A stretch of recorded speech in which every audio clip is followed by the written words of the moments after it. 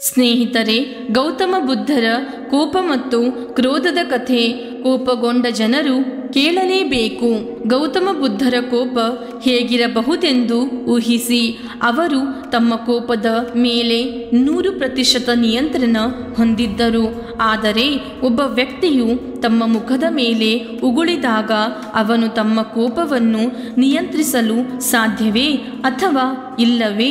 ಇದನ್ನು ತಿಳಿಯಲು ದಯವಿಟ್ಟು ಸಂಪೂರ್ಣ ಕಥೆಯನ್ನು ಕೇಳಿ. ಸ್ನೇಹಿತರೆ, ಗೌತಮ ಬುದ್ಧ ತನ್ನ ಜೀವನದಲ್ಲಿ ಎಂದಿಗೂ ಕೋಪಗೊಳ್ಳಲಿಲ್ಲ. ಆದರೆ ನೀವು ಕೋಪಗೊಳ್ಳುತ್ತೀರಾ? ನಿಮ್ಮ ಸುತ್ತಲಿನ ಜನರು, ನಿಮ್ಮ ಕುಟುಂಬದ ಯಾರಾದರೂ, ನಿಮ್ಮ ಸಹೋದರ, ನಿಮ್ಮ ತಾಯಿ, ನಿಮ್ಮ ತಂದೆ, ಮಗ, ಮಗಳು, ಯಾರಿಗಾದರೂ ಸಿಟ್ಟು ಬಂದಿದೆಯೇ? ಹಾಗಾದರೆ ನೀವು ಕೋಪಗೊಂಡಿದ್ದರೆ ಈ ಕಥೆಯ ಮೂಲಕ ಖಂಡಿತವಾಗಿಯೂ ಪರಿಹಾರವನ್ನು ಪಡೆಯುತ್ತೀರಿ ಮತ್ತು ನೀವು ಕೋಪಗೊಳ್ಳುವುದನ್ನು ನಿಲ್ಲಿಸುತ್ತೀರಿ. ಒಮ್ಮೆ ಮಹಾತ್ಮ ಗೌತಮ ಬುದ್ಧರು ಒಂದು ಹಳ್ಳಿಯಲ್ಲಿ ಉಪದೇಶ ಮಾಡುತ್ತಿದ್ದರು. ಆ ಧರ್ಮೋಪದೇಶದಲ್ಲಿ ಗೌತಮ ಬುದ್ಧರು ಹೇಳುತ್ತಿದ್ದರು, ಕೋಪವು ಬೆಂಕಿ, ಕೋಪವು ಜ್ವಾಲೆ, ಕೋಪವು ವಿಷ, ಕೋಪವು ನಿಮ್ಮ ಕೋಪವನ್ನು ಕಳೆದುಕೊಳ್ಳುವ ಸ್ಥಿತಿಯಾಗಿದೆ. ಕೋಪಗೊಂಡಾಗ ಕೋಪಗೊಂಡ ವ್ಯಕ್ತಿಯು ಇತರರ ವ್ಯಕ್ತಿಗೆ ಹಾನಿ ಮಾಡಲು ಬಯಸುತ್ತಾನೆ. ಆದರೆ ಸ್ನೇಹಿತರೆ, ನೀವು ಕೋಪಗೊಳ್ಳುವುದು ಮತ್ತು ಕೋಪವು ಇನ್ನೊಬ್ಬರಿಗೆ ಹಾನಿಯನ್ನುಂಟು ಮಾಡುವುದು ಹೇಗೆ ಸಾಧ್ಯ? ಇದು ಎಂದಿಗೂ ಸಂಭವಿಸಲು ಸಾಧ್ಯವಿಲ್ಲ. ಹೌದು, ಆ ಕೋಪದಿಂದ ನೀವು ಖಂಡಿತವಾಗಿಯೂ ತೊಂದರೆಗೊಳಗಾಗುವುದು ಖಂಡಿತ. ನಿಮ್ಮ ಮಾನಸಿಕ ಸ್ಥಿತಿ ಖಂಡಿತವಾಗಿಯೂ ಹದಗೆಡುತ್ತದೆ. ನಿಮ್ಮ ದೈಹಿಕ ಸ್ಥಿತಿ ಖಂಡಿತವಾಗಿಯೂ ಹದಗೆಡಬಹುದು. ಕೋಪದಲ್ಲಿ ನೀವು ಏನಾದರೂ ಹೇಳುತ್ತೀರಿ ಅಥವಾ ಮಾಡುತ್ತೀರಿ, ಅದು ನಿಮ್ಮ ಖ್ಯಾತಿಯನ್ನು ಹಾಳು ಮಾಡುತ್ತದೆ. ಕೋಪ ಎಂದರೆ ನೀವೇ ವಿಷವನ್ನು ಕುಡಿಯಬೇಕು ಮತ್ತು ಆ ವಿಷದ ಪರಿಣಾಮವನ್ನು ಬೇರೆಯವರ ದೇಹದ ಮೇಲೆ ನೋಡಬೇಕು. ಆದರೆ ಇದು ಹೇಗೆ ಆಗಬಹುದು? ನೀವೇ ಕೋಪದ ವಿಷವನ್ನು ಕುಡಿಯುವಾಗ ಅದರ ಪರಿಣಾಮವು ನಿಮ್ಮ ಮೇಲೆ ಮಾತ್ರ ಇರುತ್ತದೆ.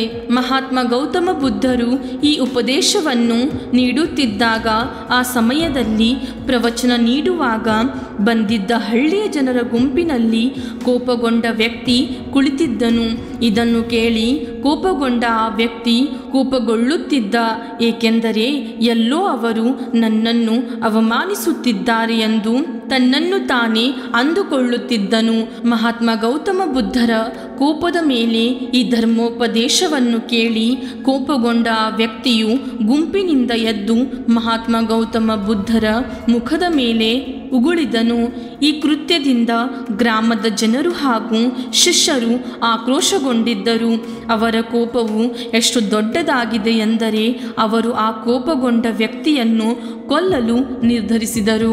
ಆದರೆ ಮಹಾತ್ಮ ಗೌತಮ ಬುದ್ಧ ಜನರನ್ನು ಸಮಾಧಾನಪಡಿಸಿದರು.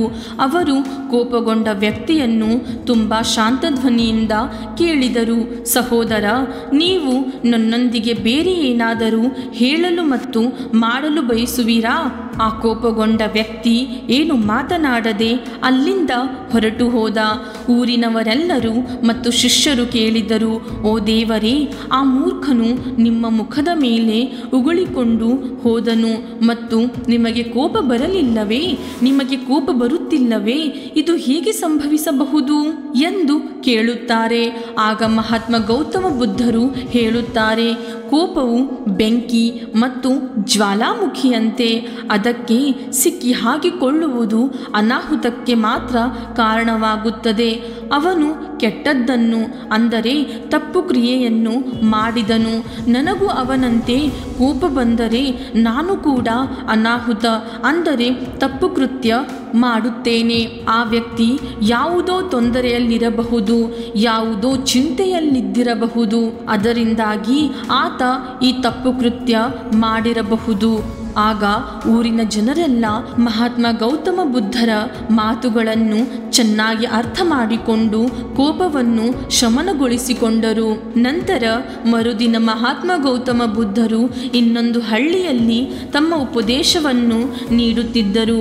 ಅದೇ ಸಮಯದಲ್ಲಿ ಆ ಕೋಪಗೊಂಡ ವ್ಯಕ್ತಿ ಮಹಾತ್ಮ ಗೌತಮ ಬುದ್ಧರ ಪಾದಗಳಿಗೆ ಬಿದ್ದು ಅಳಲು ಪ್ರಾರಂಭಿಸಿದನು ಮತ್ತು ಹೇಳಿದನು, ಓ ಮಹಾತ್ಮ, ನನ್ನ ಕೋಪ ಈಗ ಕಡಿಮೆಯಾಗಿದೆ.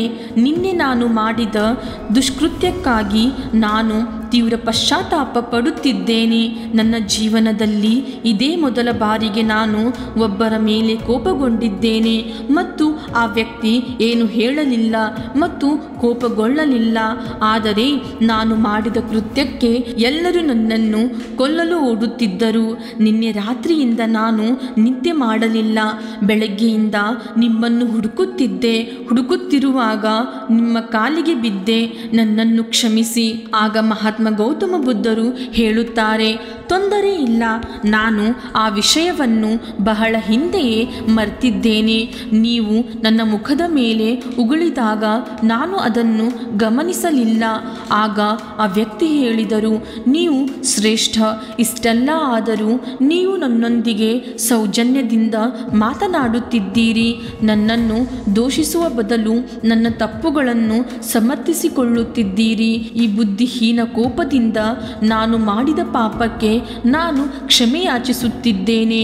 ಆಗ ಗೌತಮ ಬುದ್ಧರು ಹೇಳುತ್ತಾರೆ, ನಿಮ್ಮ ಪಶ್ಚಾತ್ತಾಪವು ನಿಮ್ಮ ಕೋಪದ ಬೆಂಕಿಯಿಂದ ನಿಮ್ಮನ್ನು ಮುಕ್ತಗೊಳಿಸಿದೆ. ಸಂತೋಷವಾಗಿ ಹೋಗು ಎಂದು ಹೇಳುತ್ತಾರೆ. ಸ್ನೇಹಿತರೆ, ಈ ಕಥೆಯಿಂದ ಕೋಪದಿಂದ ನಾವು ನಮ್ಮ ಮನಸ್ಸನ್ನು ಹಾಳು ಮಾಡಿಕೊಳ್ಳುತ್ತೇವೆ. ನಮಗೆ ಕೋಪ ಬಂದಾಗ ನಾಲಿಗೆಯಿಂದ ತಪ್ಪು ಹೇಳುತ್ತೇವೆ. ಕೋಪಗೊಳ್ಳುವುದರಿಂದ ನಾವು ಯಾರೊಂದಿಗಾದರೂ ಅನಗತ್ಯವಾಗಿ ಜಗಳ ಮಾಡುತ್ತೇವೆ. ಕೋಪದಿಂದಾಗಿ ನಾವು ಗಂಟೆಗಳು, ದಿನಗಳು, ವಾರಗಳು, ತಿಂಗಳುಗಳು ಅಥವಾ ವರ್ಷಗಳವರೆಗೆ ಮಾಡಿದ ಅನುಪಯುಕ್ತ ಕೆಲಸದ ಬಗ್ಗೆ ನಾವು ಚಿಂತಿಸುತ್ತಲೇ ಇರುತ್ತೇವೆ. ಅನೇಕ ಬಾರಿ ನಾವು ಕೋಪದಲ್ಲಿ ಏನನ್ನಾದರೂ ಮಾಡುತ್ತೇವೆ. ಅದು ನಮ್ಮ ಸಾವಿನ ನಂತರವೇ ಕೊನೆಗೊಳ್ಳುತ್ತದೆ. ನಮಗೆ ಯಾವುದೇ ಸರಿ ಅಥವಾ ತಪ್ಪುಗಳನ್ನು ಸಹಿಸಲು ಸಾಧ್ಯವಾಗದಿದ್ದಾಗ ನಮ್ಮ ಸ್ವಭಾವವು ಕೆರಳಿಸುತ್ತದೆ ಮತ್ತು ನಾವು ಕೋಪಗೊಳ್ಳಲು ಪ್ರಾರಂಭಿಸುತ್ತೇವೆ. ಆದರೆ ಆ ಕೋಪದಿಂದ ಯಾರಿಗಾದರೂ ಹಾನಿಯಾಗುತ್ತಿದೆಯೇ? ನೀವು ಯಾವುದಾದರೂ ವಿಷಯದ ಮೇಲೆ ಕೋಪಗೊಂಡರೆ ಅಥವಾ ಯಾರಿಗಾದರೂ ಏನನ್ನಾದರೂ ಹೇಳುವ ಮೂಲಕ ನಾವು ನಮಗೆ ಹಾನಿಯನ್ನುಂಟು ಮಾಡಿಕೊಳ್ಳುತ್ತೇವೆ. ಆ ಸಿಟ್ಟಿನಿಂದಾಗಿ ಎದುರಿಗಿದ್ದವರು ನಿಮ್ಮಲ್ಲಿ ಸಿಟ್ಟಿಗೆದ್ದು ಏನನ್ನೋ ಹೇಳಿದವರು ಇಲ್ಲವೇ ಹೇಳಿ ಸುಮ್ಮನಾದವರು ಅವರು ಮಾಡಬೇಕಾದದ್ದನ್ನು ಮಾಡಿದರು. ಆದರೆ ನೀವು ಏನು ಮಾಡುತ್ತಿದ್ದೀರಿ? ಕೋಪಗೊಳ್ಳುವ ಮೂಲಕ ನೀವು ಮಾನಸಿಕವಾಗಿ ಅಥವಾ ದೈಹಿಕವಾಗಿ ನಿಮಗೆ ಹಾನಿ ಮಾಡಿಕೊಳ್ಳುತ್ತಿದ್ದೀರಿ. ತಂಪಾದ ಮನಸ್ಸಿನಿಂದ ಯೋಚಿಸಲು ಪ್ರಯತ್ನಿಸಿ ಮತ್ತು ನೀವು ಕೋಪಗೊಳ್ಳುವ ವಿಷಯವನ್ನು ಅರ್ಥ ಮಾಡಿಕೊಳ್ಳಿ. ಗಂಭೀರವಾಗಿ ನೀವು ಕೋಪಗೊಳ್ಳುವುದನ್ನು ನಿಲ್ಲಿಸುತ್ತೀರಿ, ಏಕೆಂದರೆ ಇದರಿಂದ ನಿಮಗೆ ಮಾತ್ರ ಹಾನಿಯಾಗುತ್ತದೆ ಮತ್ತು ಬೇರೆ ಯಾರಿಗೂ ಇಲ್ಲ ಎಂದು ನೀವು ಅರ್ಥ ಮಾಡಿಕೊಳ್ಳುವಿರಿ. ಆದ್ದರಿಂದಲೇ ತಾಳ್ಮೆಯಿಂದ ವರ್ತಿಸಿ, ಸರಿಯಾದ ಕೆಲಸ ಮಾಡಿ. ಬುದ್ಧಿವಂತಿಕೆ ಶ್ರೇಷ್ಠ ಯೋಗ. ಇತರರ ಮಾತಿಗೆ ಕೋಪಗೊಳ್ಳಬೇಡಿ. ಹಾಯ್ ಫ್ರೆಂಡ್ಸ್, ಇಲ್ಲಿಯ ತನಕ ಎಲ್ಲ ಕಥೆಯನ್ನು ಕೇಳಿದ್ದೀರಾ? ಹಾಗಾದರೆ ನಿಮಗೊಂದು ಸಣ್ಣ ರಿಕ್ವೆಸ್ಟ್. ಈ ಕಥೆಯು ಇಷ್ಟವಾದರೆ ನಿಮ್ಮ ಅಭಿಪ್ರಾಯವನ್ನು ಕಮೆಂಟ್ಸ್ ಮೂಲಕ ತಿಳಿಸಿ ಮತ್ತು ನಮ್ಮ ಚಾನಲನ್ನು ಲೈಕ್, ಶೇರ್ ಆ್ಯಂಡ್ ಸಬ್ಸ್ಕ್ರೈಬ್ ಮಾಡುವುದನ್ನು ಮರೆಯಬೇಡಿ. ಮುಂದೆ ಭೇಟಿಯಾಗೋಣ ಒಂದು ಒಳ್ಳೆಯ ಕಥೆಯ ಮೂಲಕ. ಧನ್ಯವಾದಗಳು.